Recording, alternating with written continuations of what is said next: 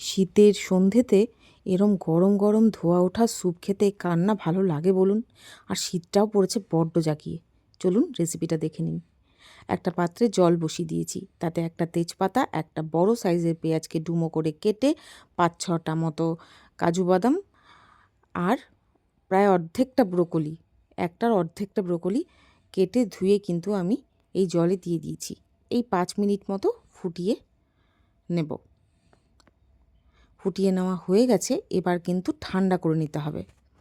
Gas বন্ধ করে এবার মিক্সিং জারে দিয়ে দিচ্ছি 1 মুঠো মতো পালং শাক আর ওই ঠান্ডা করে নেওয়া ব্রোকলি পেঁয়াজটা।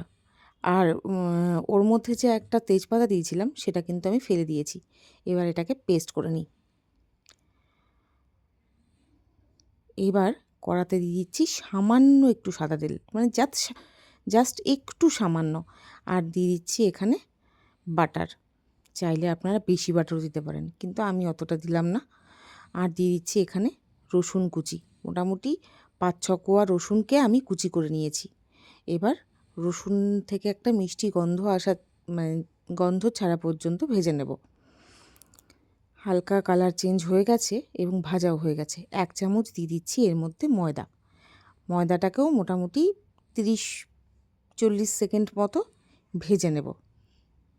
আর আজ কিন্তু পুরো রান্নাটা করার সময় অন্তত এই সময়টুকু পর্যন্ত লোতে রাখবেন, কারণ হাই আঁচে থাকলে পরে এগুলো পুড়ে যেতে পারে। দিয়ে দিচ্ছি 1 বাটি মতো দুধটা দিয়েও এবার কিন্তু আমি নাড়িয়ে দেব। এবার দিয়ে দিচ্ছি খানিকটা চিলি ফ্লেক্স আর গোলমরিচের গুঁড়ো। এই মুহূর্তে গোলমরিচের গুঁড়োটা কমই দিচ্ছি, পরের দিকে গোলমরিচের গুঁড়োটা আর একটু বাড়িয়ে দেব। দুধটা একটু ফুটতে শুরু করলেই, মানে গরম হয়ে একটু ফুটতে শুরু করেছে, এবার ওই ব্রোকলি আর পালং শাকের যে পেস্টটা সেটাকে এবার এর মধ্যে দিয়ে দিলাম। ভালো করে নাড়িয়ে নেব। খুব বেশিক্ষণের কাজ না জানেন, একটু কষ্ট করে করে নিলে পরে কিন্তু সন্ধ্যাবেলা একটা দারুণ দারুণ স্যুপ আপনারা খেতে পারবেন, বা আমিও খেতে পেরেছি, যেটা খুব সুন্দর হয় খেতে। এই সময় গোলমরিচটা আরও একটু দিয়ে দিলাম। পরিমাণ মতো লবণটাও দিয়ে দিলাম। এই শীতের সন্ধ্যায় এরকম একটু স্যুপ হলে ভালোই হয়।